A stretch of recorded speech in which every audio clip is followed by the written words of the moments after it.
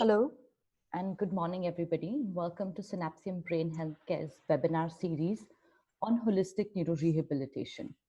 Over the last few weeks, we've covered what neuropsych rehab is, along with integrated neurorehabilitation, where we saw how a speech and language pathologist and a neuropsychologist work together.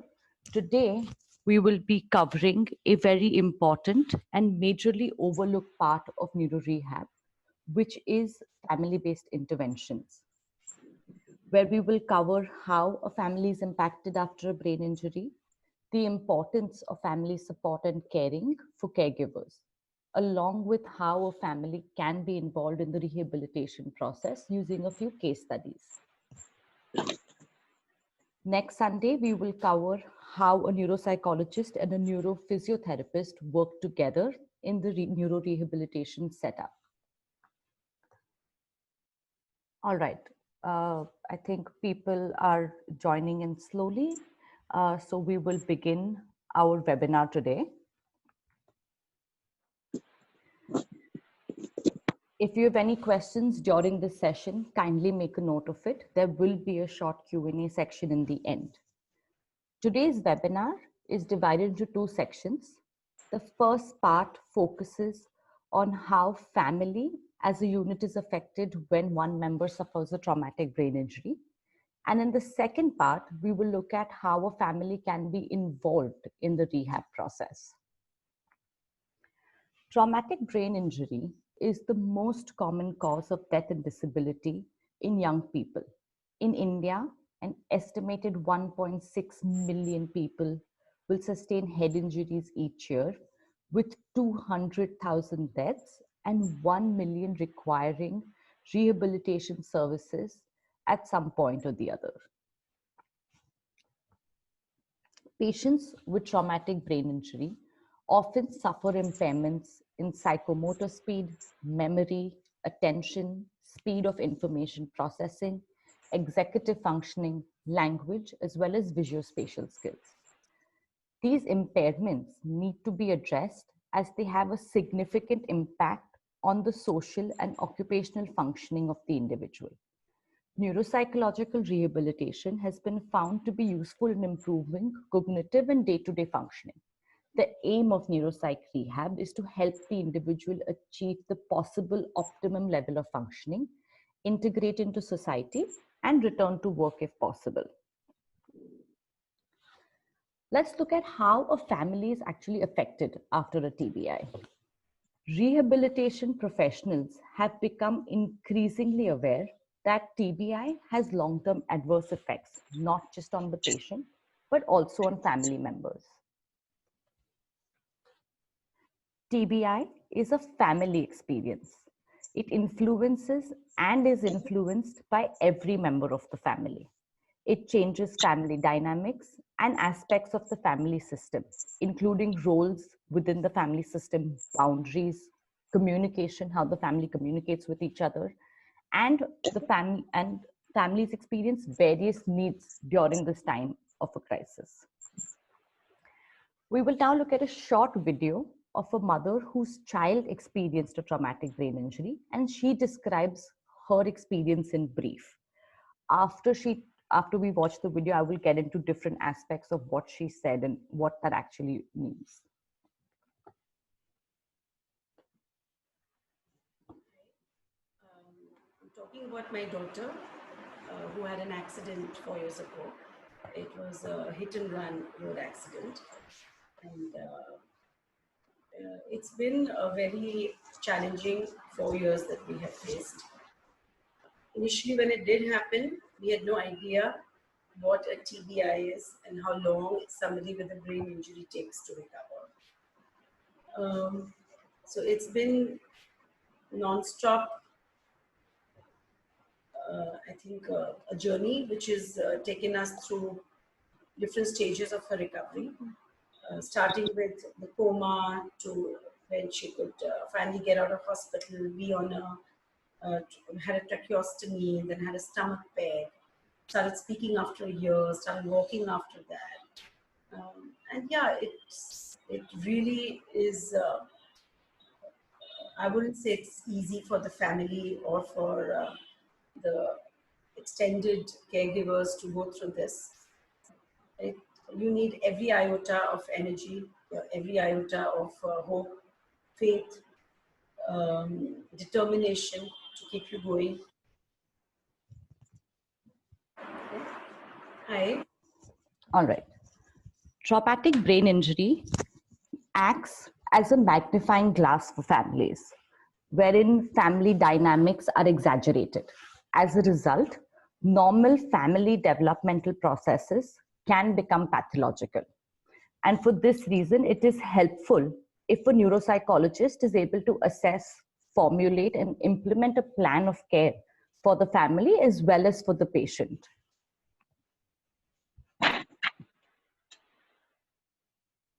We will now look at the role of the family in a traumatic brain injury.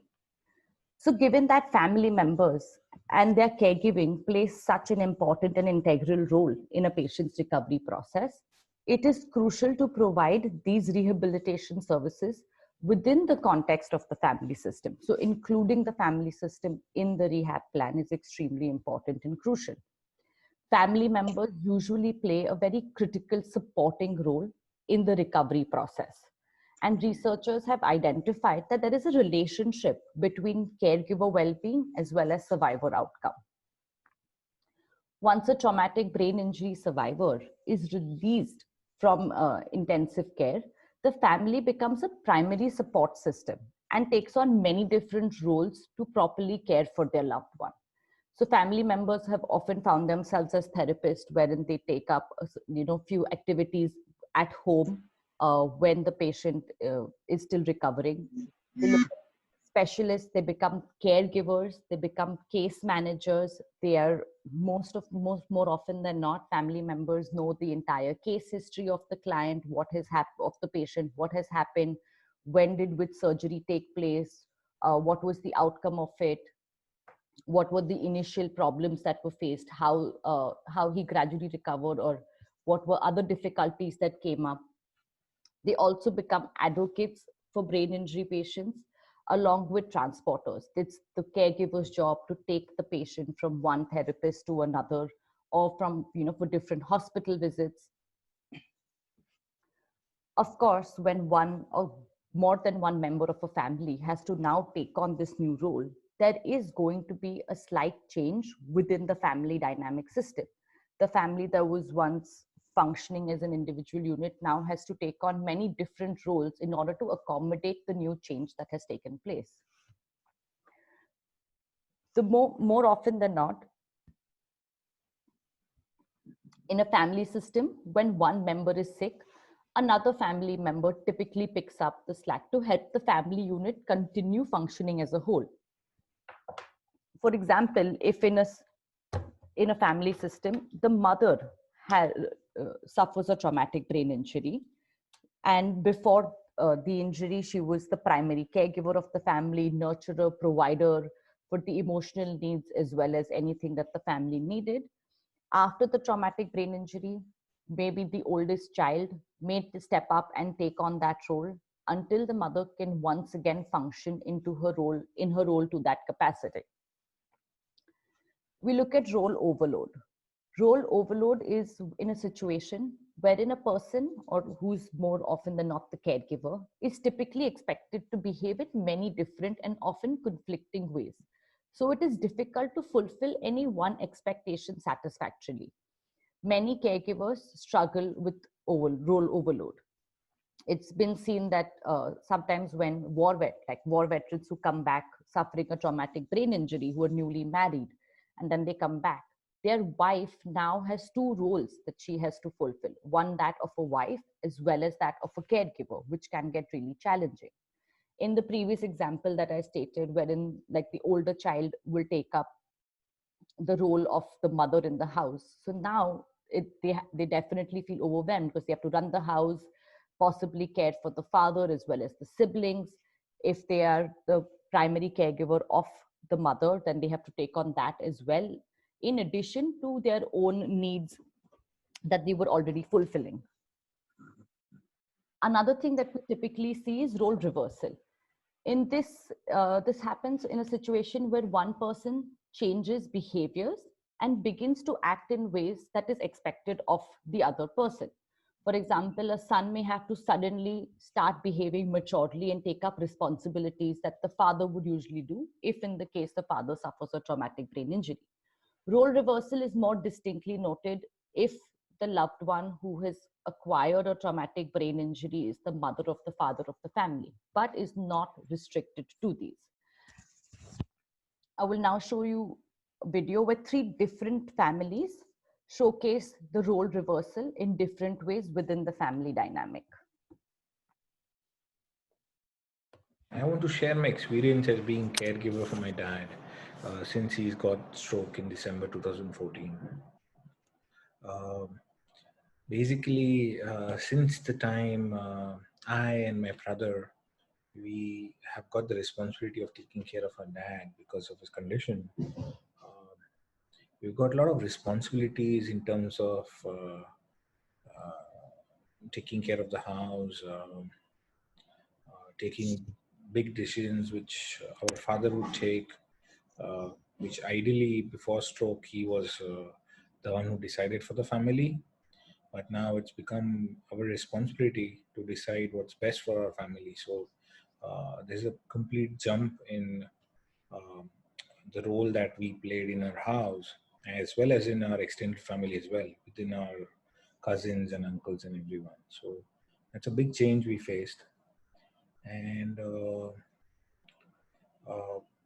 it at times is creates a lot of stressful situation, because some decisions we do feel if our father was around us, it would have been easier for us to deal with it, and he would have probably sorted things out in a better way. I want to share my experience.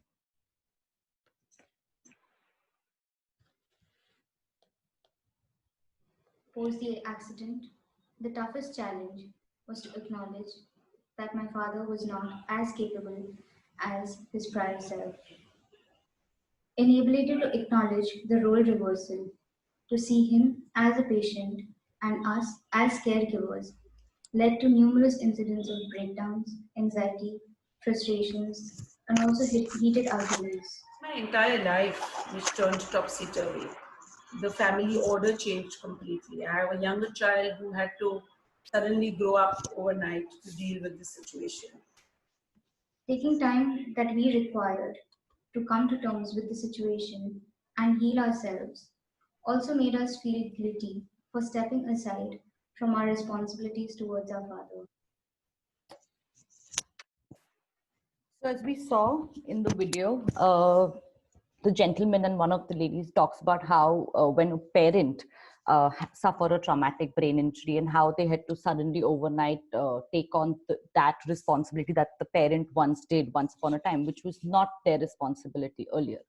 And the other lady, she spoke about role reversal that happens within siblings. So when the older sibling suffered a traumatic brain injury, suddenly the younger sibling had to grow up and she had to become more responsible because her parents, their entire time and attention was to cater to the needs of the child with the injury.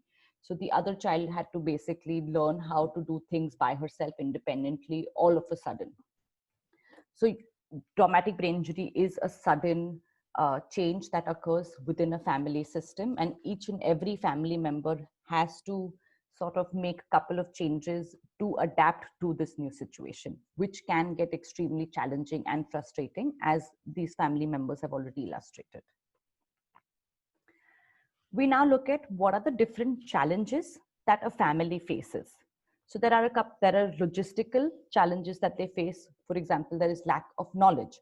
Most families, they lack the knowledge and the information that is required to process the extent of the injury. They are not aware of what exactly happens in a traumatic brain injury. They just know, okay, there is a brain injury, but what are the actual consequences of it? How is it going to impact the life, not just of the patient, but also that of family members? They don't understand the complexity of brain injury. They have little to no information about secondary complications that arise as a consequence of a traumatic brain injury. Their knowledge about the prognosis of the injury is also extremely limited. So they don't understand how long, they are unable to comprehend how long and drawn out the process can actually be and how long it can actually take for the patient to recover. Along with this comes also limited a lack of knowledge about what rehabilitation is, what are the different treatment options that are available, what are the different kinds of professionals that can get involved in this rehab process. A lot of these things are not known to patients. Also, giving them a clear, realistic picture of the time as well as the effort that is involved in a rehabilitation process is also limited. Another thing that is there, that is lack of skills. Families also lack the knowledge as well as the skills on how to manage the patient. These things are also not told to them, you know. Something as basic as how to assist the patient out of the bed and into the wheelchair, and the right method and way of doing it is something that is also not is not present. There is also lack of finances. Rehab can at times take years depending on the injury as well as the severity of the injury. Just the cost of the hospital stay alone can be overwhelming for families. If the patient has to undergo multiple surgeries, if the patient is comatose, if the patient has been admitted into the ICU, all of us know that these are very expensive procedures and costs that come up in a hospital bill. In addition to this, after the patient is discharged is when the rehab process actually begins. And that process can take years, and it can include multiple professionals working for years on end, which can be expensive, and it financially drains resources of a family. Most families take out multiple loans or borrow from friends and family to try and help their loved ones to the best that they can do. Another big challenge that a family faces is lack of infrastructure. In India, neuro rehab as a field is still growing, with facilities being limited and only available in tier 1 cities. But a traumatic brain injury is not restricted to only these cities. Smaller cities and hospitals lack infrastructure and facilities to help traumatic brain injury patients. And even within tier 1 cities, there is a limitation. There aren't a lot of multi-speciality rehab departments that are available. Usually and more often than not, it is independent therapists that work on the patient, or most of the times it's just one specialty that is working on the patient. We now look at how there is a lack of infrastructure within India. There's a lack of caregiver training given out here in our country. I mean, if you're in a hospital, you bring the patient at home. It's kind of difficult to obtain that kind of skill sets to take good care of our maybe, like, for me it is my dad, but take good care of the patient, because transferring from the bed to the chair, from the chair to some other sitting arrangement, or getting the physiotherapy done, there are a lot of things, a lot of practice is required for caregiving. So that, I feel, is needs to be addressed, and we need maybe not an institute, but we need a division in the hospital which kind of at the time of discharge, maybe a few days before that, make sure that the patient's relatives inculcate these habits, which are a very basic thing. And I'm sure those basic precautions might help the family, so that the patient doesn't have to be admitted again for some normal problem which probably could have been addressed at home itself. So those are the things that I would like to share as a caregiver. Thank you.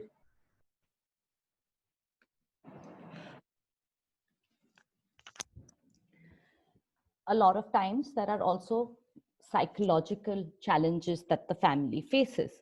For example, there is social stigma. More often than not, there are these invisible injuries that occur after a traumatic brain injury. For example, uh, the neurobehavioral symptoms like disinhibition, hypersexuality, inappropriate laughter, all of these, impulsivity, all of these things are invisible injuries that occur as a result of a traumatic brain injury. And because of a lack of awareness, there is a stigma associated with these behaviors, and people around the patient, or extended family members, or just when the patient is out in public, they do not understand what is actually happening, where this is coming from, and that leads to a lot of stigma. Even social support, like India is a community oriented society, which is an advantage. But a lot of patients initially, a lot of families rather, initially receive a lot of support from extended family, from relatives, from friends. But as time goes by, this dwindles, because rehab is, as I mentioned earlier, it's a long drawn out process. It takes a really long time. Even immediate family starts to feel restricted in how much help they can keep asking from the other people, from others, and they tend to stop themselves from reaching out after a certain point. Families at times can also get really invested in the rehab process, especially the primary caregiver, that life outside of the patient is more often forgotten.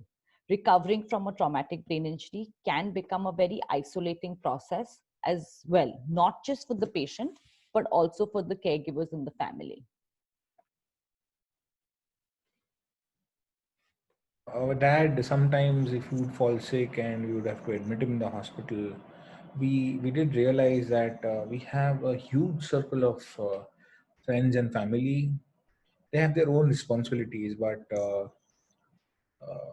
maybe of the first few admissions in the hospital, we noticed that the responsibility of looking after our family is totally ours, and we should not build up hopes that we have a large circle of friends who will stand by us and maybe give us a helping hand when we need it, because uh, my dad's condition really requires a lot of attention, and the entire your friend circle and cousins, they can't spare so much time because they have their own responsibilities and set of problems that they have to deal with, right? And what since our dad uh, has got the stroke, from that point onwards we noticed that he requires a lot of attention. So for us, our family, it has been a history. Our dad.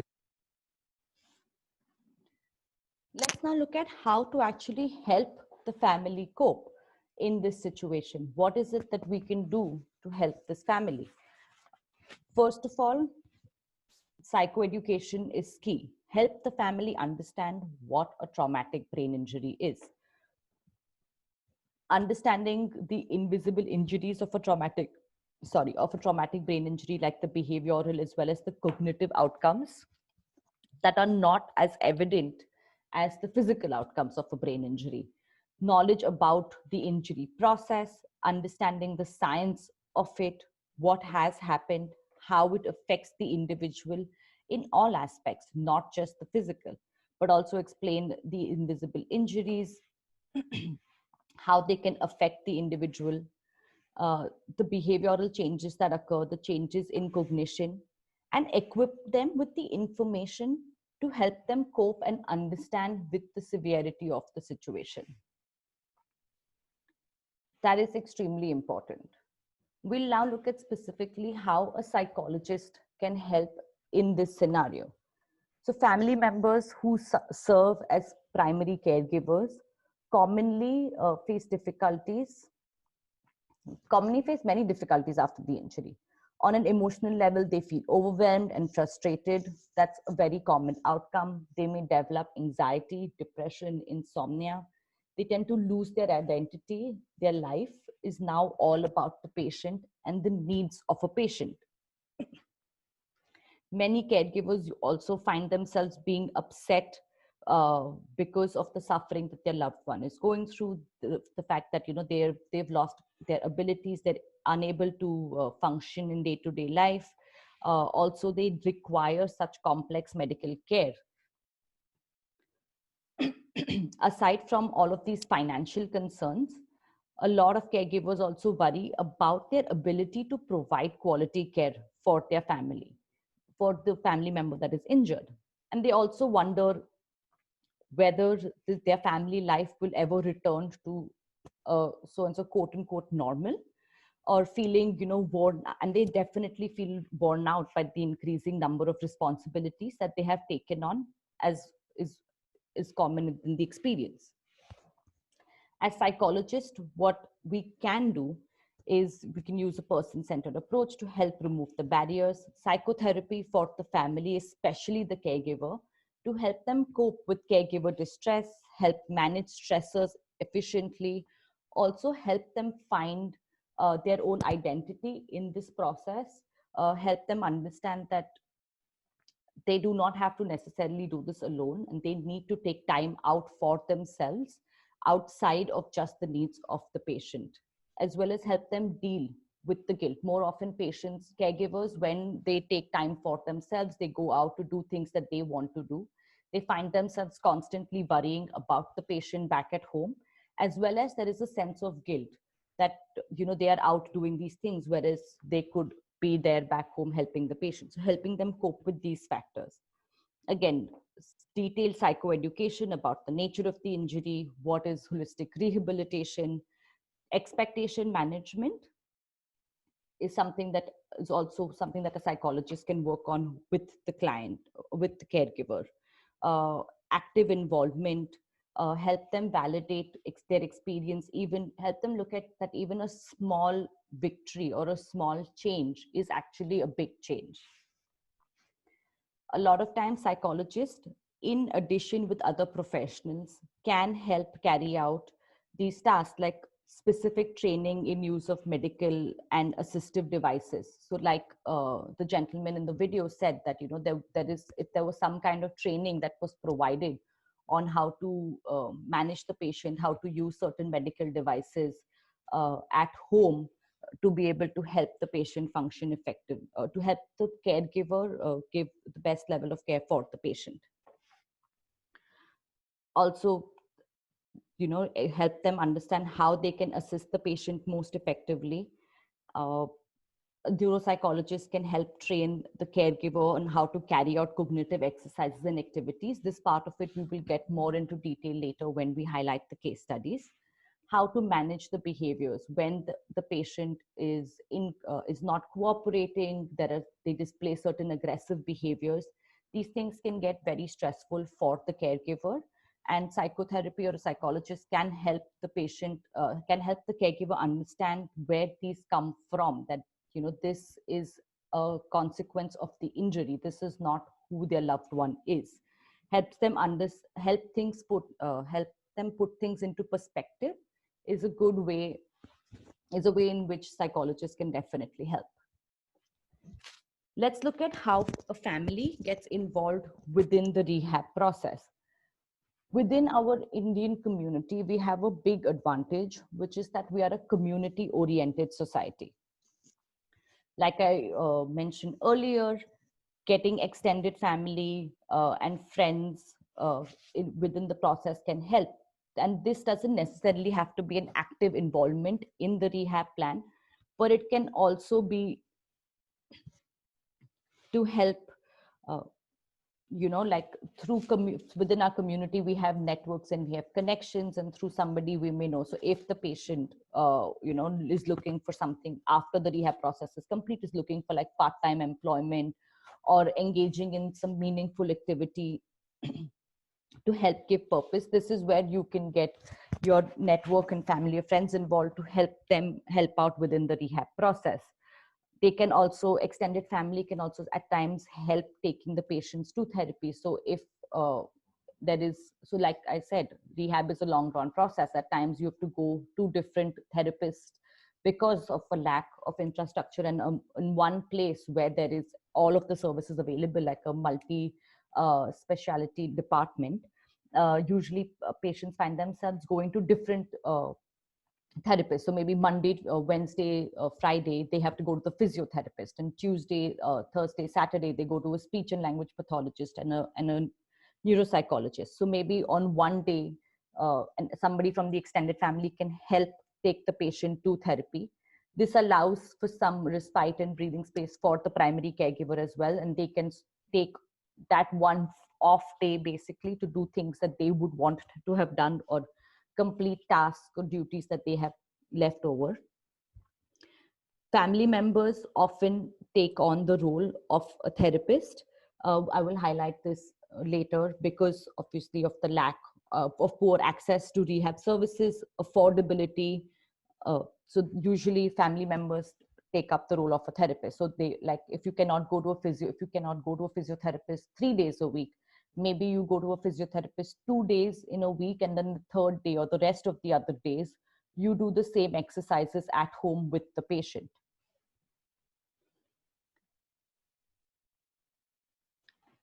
There are pros as well as cons to this situation. Within a joint family setup, there can be complications that arise. So at times there can be difficulty in terms of consistency in interaction. Usually just immediately after the injury, everybody is motivated and wants to help out, but that motivation slowly dies down, and because of how long drawn out the process is. So after a point, they tend to feel a little bit overwhelmed, or they get back to their own lives. So this can be, this definitely affects the patient. So there's a lack of consistency in the interaction, in the sessions, in the involvement of all of the other family members in the rehab process.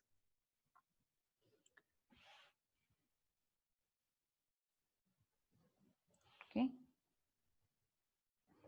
We now look at 2 case studies that highlight how a family is involved in the rehab process.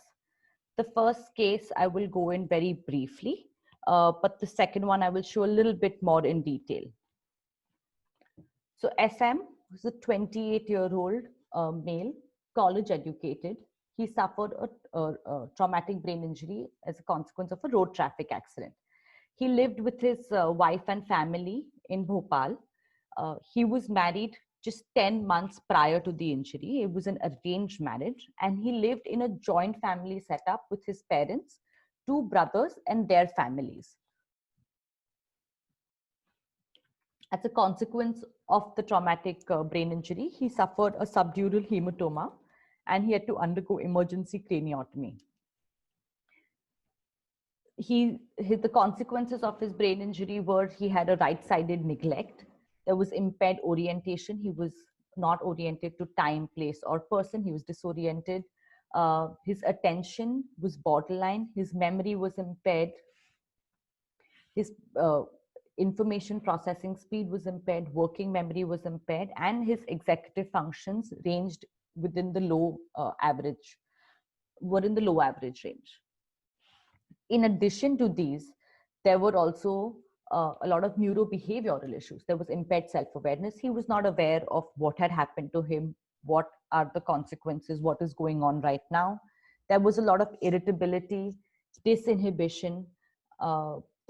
His personality completely changed. His wife reported that, from what he was like, there was a huge 180-degree shift in his personality. He would be quite a reserved person, but after this, he became extremely talkative. He would go up to strangers and just speak to them randomly, which is a consequence, which is because of the disinhibition. There was also hypersexuality. In this case, they were a newly married couple, and this became extremely uncomfortable for the wife because they also lived within a joint family setup, as well as, because of the disinhibition and the hypersexuality. When they were out in public, he was not able to understand, like he would try and initiate sexual relationships with her while they were outside in the mall or within the home section. He had an uncontrolled appetite. There was a lot of inappropriate laughter that took place. There was mood lability. There were a lot of childlike behaviors. So from being this college educated, business running person. Now he became an absolute, like, it's like he regressed and he became like a child. His needs and attentions, and his wife had to now cater to all of these things, and she was married to this man just for 6 months, and now suddenly she has to now take on the role of the wife as well as now his primary caregiver. The major key concerns in this situation was that obviously there was a lot of grief and shock for the immediate family. There was a lack of understanding about the brain, about what a brain injury is. The family, his parents and brothers, they were in denial about the severity of his symptoms. They thought that, all right, he's had an injury, he will recover from this, and that is about it. There was also no neuropsychological rehabilitation or neuropsychologist in his hometown. Uh, to add to this, the social complications, again, it was a recent marriage. The wife is just, as in the arranged marriage setup, the wife is just starting to get to know him. And now suddenly there is this huge change in the relationship dynamic. Of course, the neurobehavioral symptoms were a big stressor for the wife and as well as the family members, because the disinhibited behavior did not just stop within inside the home, right? It continued even outside of the home. So when they would go out as a family also, he would display these behaviors.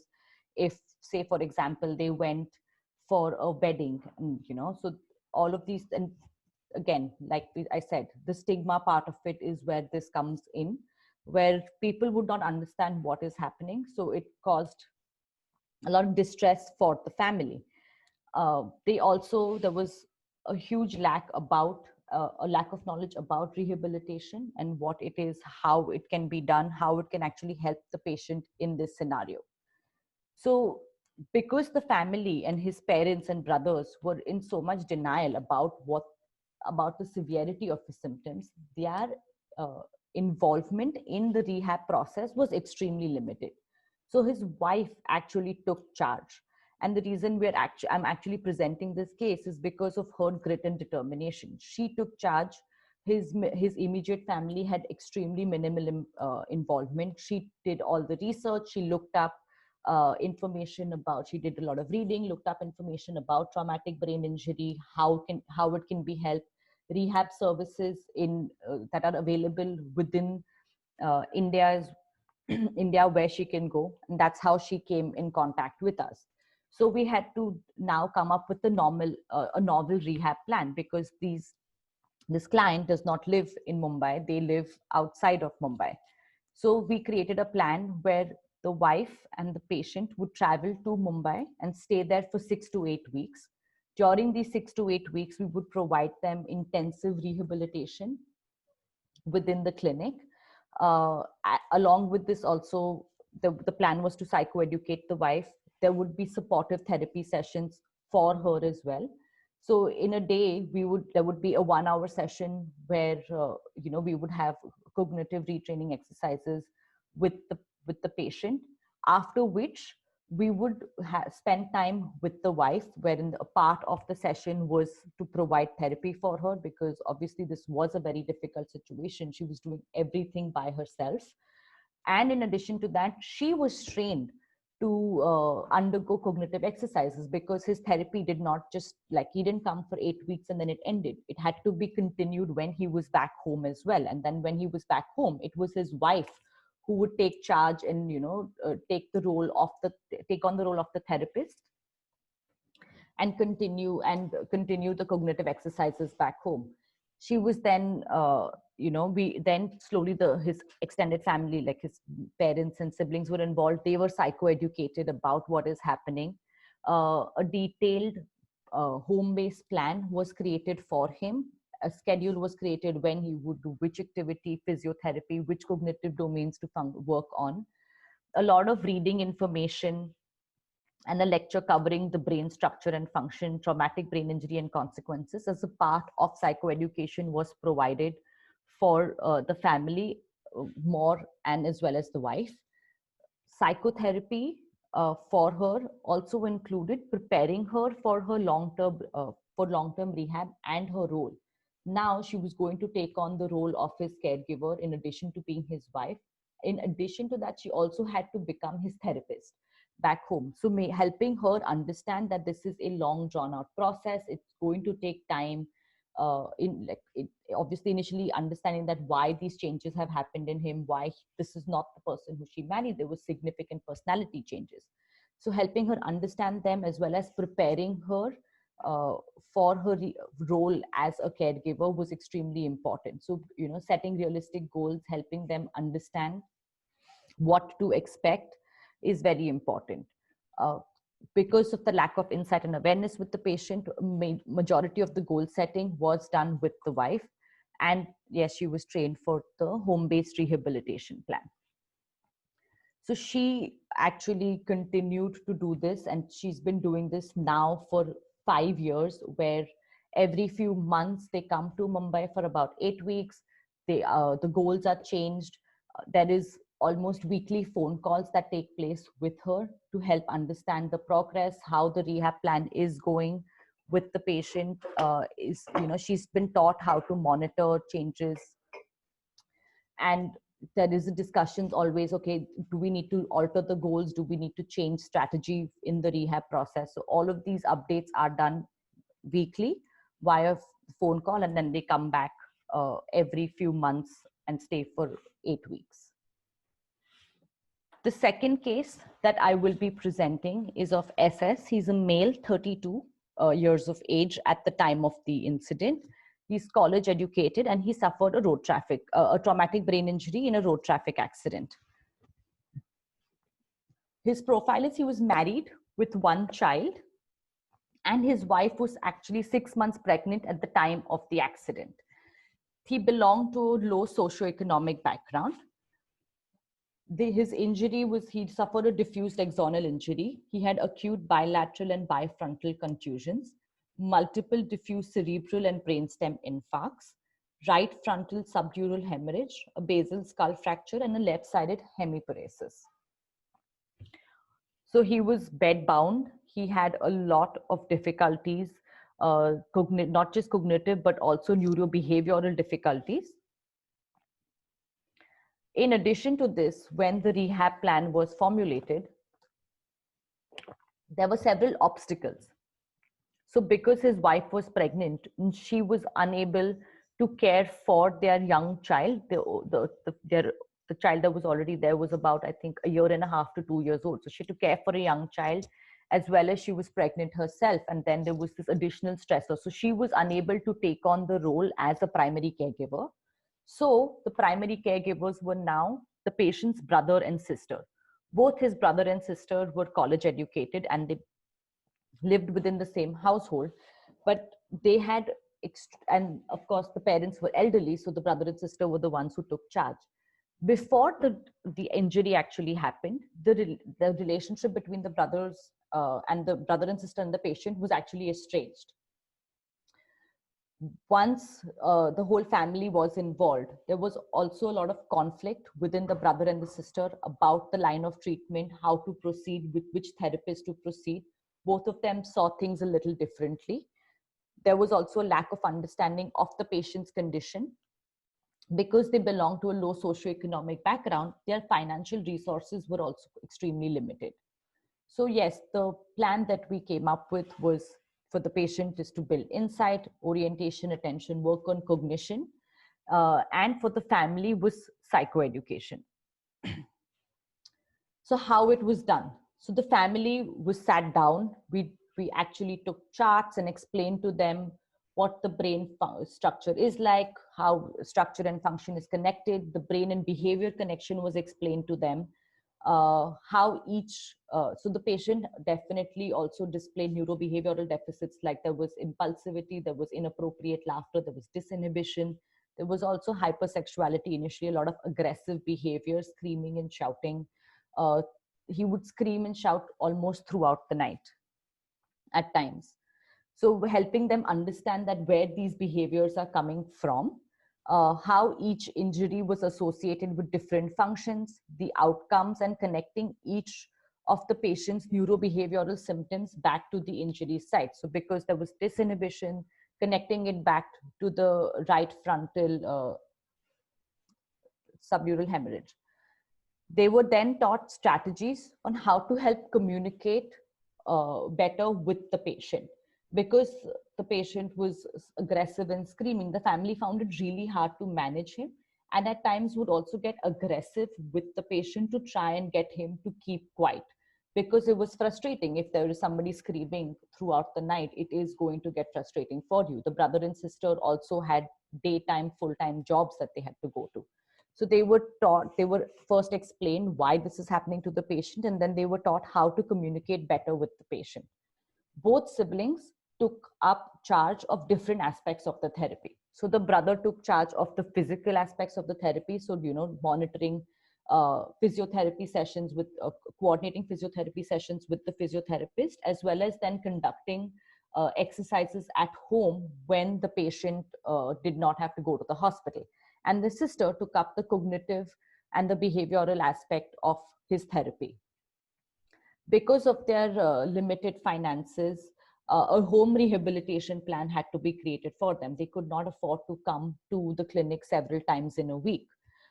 Within this rehab plan, there was also extended family that was involved. So they had two second cousins who lived close by to where they were staying, who were involved in the rehab plan when the brother and sister were at work. Because, I mean, you have to do these exercises several times in a day at different time points. They were given weekly plans, and they were asked to maintain detailed sessions about everything that is happening every day. There was a team of therapists, so the therapist would visit them once every week, but the sister had to be obviously taught how to do these sessions, how to take on the role of a therapist, how to conduct these cognitive exercises.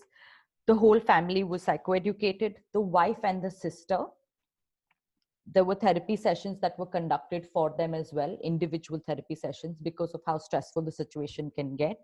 And there were weekly checks with the brother on how the physiotherapy part of this patient's therapy was going. The cousins who were involved were two young cousins who went to school actually, and they would help out with activities that they found interesting. So one of them really liked art, so she would sort of come and do a couple of paintings with him and that's how she was involved within the therapy process.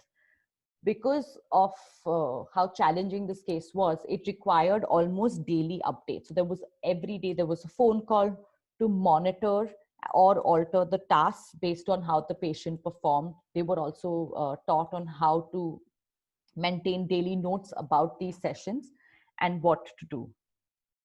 So now I will show you a couple of videos on how this process was actually done.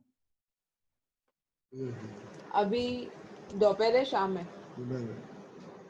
कितना time हो रहा है? 4:30. 4:30 को क्या होता है? शाम होती है ना? हाँ, ठीक है. In this video, you can see that's the sister working on orientation with the patient. She was told to ask what time is it, what day is it today.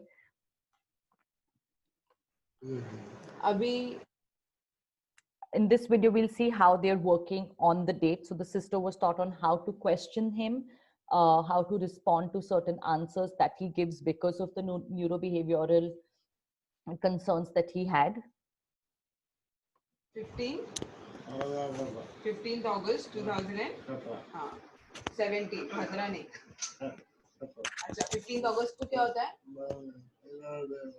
कौन सा दिन होता है? Independence day. आज दिन कौन सा है? So she's questioning him. She's asking him what day it is with the calendar in front. When we work on orientation, we ask the patient to circle the day at the beginning of every day, and once the day is over, to sort of cancel the day out, so they know that okay, this day is complete and this is the day that is now. It's the next day. This helps them get oriented to time. 15. Another important aspect that we work on for self-awareness is insight building within a patient. So you prepare a script, then you tell them about it, and then you question them about it. What happened to you? You had an injury. Where did it happen? Where did you get injured? What were the consequences of the injury? This helps create self-awareness in the patient. Since we could not do daily therapeutic sessions, this script was then given to the sister, and she had to take on the role of the therapist, and she had to tell him that this is what happened to you, and then ask him questions about it to help him retain that information. कहाँ पे लगा था? और हाथ पे और दिमाग ठीक है. कौन से हॉस्पिटल में था भाई? अभी लेके कहाँ जाते हैं हॉस्पिटल में?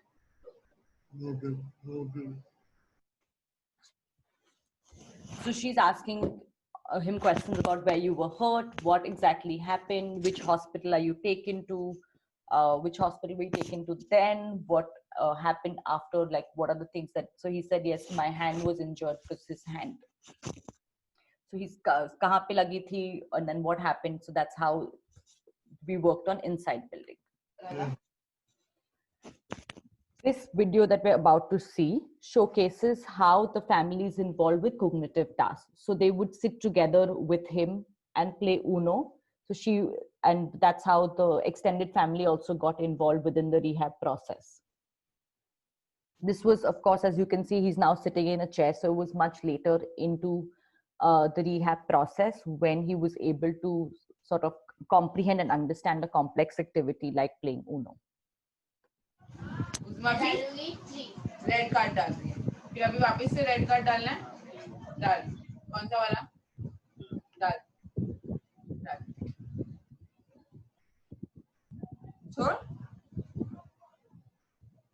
छोड़ना.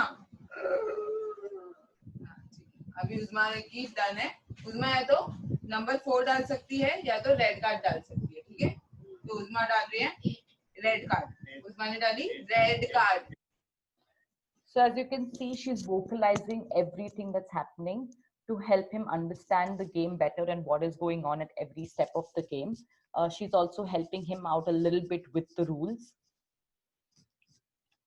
And that is how the family was involved. So every day she would come back home, and before she went to work, the sister would do the orientation, the activities. During the day, some of the cognitive activities were taken up by another family member, like the extended family member. And then when she came back home from work at the end of the day, then she would sit down and continue. Then she would sit down and continue with the rehab process and taking up those activities. So it, as you can see, it is a challenging job. There are certain advantages as well as disadvantages. Like within this scenario, there's extended family members that can help out and help the patient out in recovering. So all right, that brings us to the end of our presentation and our webinar today. We've covered how a family is impacted, what can be done, how a psychologist can help, as well as just case studies briefly showing how families do get involved in the rehab process, especially in the Indian context, to make up for the lack of infrastructure as well as facilities that we have. We can sort of make do with other aspects and to help us. Okay, does anybody have questions?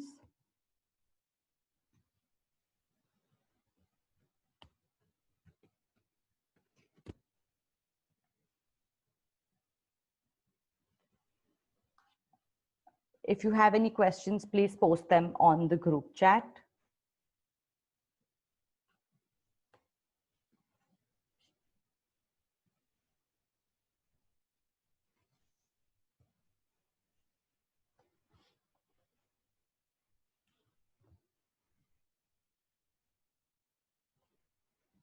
Okay, thank you, Vidya, for your kind feedback and comment. A feedback form will be sent to you guys, to all of you. Please fill it up. So Maria asked that if a patient commits an offense, what should a family do? So first, understanding that, I'll take this back to the example of the aggressive behavior. that we highlighted, right? So the family, he would scream throughout the night because there was no easy way for him to communicate, because he himself had such a lack of awareness and understanding about what was happening to him. That is the only way he thought he would communicate. And initially, because the family was not aware of what was happening, they would deal with this aggression in, or with the screaming in an aggressive manner. So first of all, helping the family understand that this screaming and this is coming from a lack of understanding and communication is one thing. In addition to that, not getting too too reactive to the situation, but the more you sort of give in is, so not reacting to the situation, but looking at it differently and positively. In that moment, they can maybe just try and communicate with the patient and tell them, okay, this is not how it should be, and connect it to insight and awareness. That is something that can be done. Trisha asked, what happens if a caregiver gets burnt out? So to help the caregiver not get burnt out, definitely regular psychotherapy sessions need to be conducted. If a caregiver gets burnt out in that situation, maybe they can find a way to sort of tag somebody else in and have someone else come in for a while, maybe another family member to help out temporarily. But yes, definitely caregivers should take time out for themselves, find a good balance between caring for the patient as well as caring for themselves. And that is where a psychologist comes in and helps helps the patient as well as the caregiver out. Yes, a recorded version of this presentation will be shared with all of you when you do send in your feedback form, and then it will be shared with all of you. All right, I think that brings us to the end of this session. Thank you so much, everybody, for joining in, and I hope this was informative.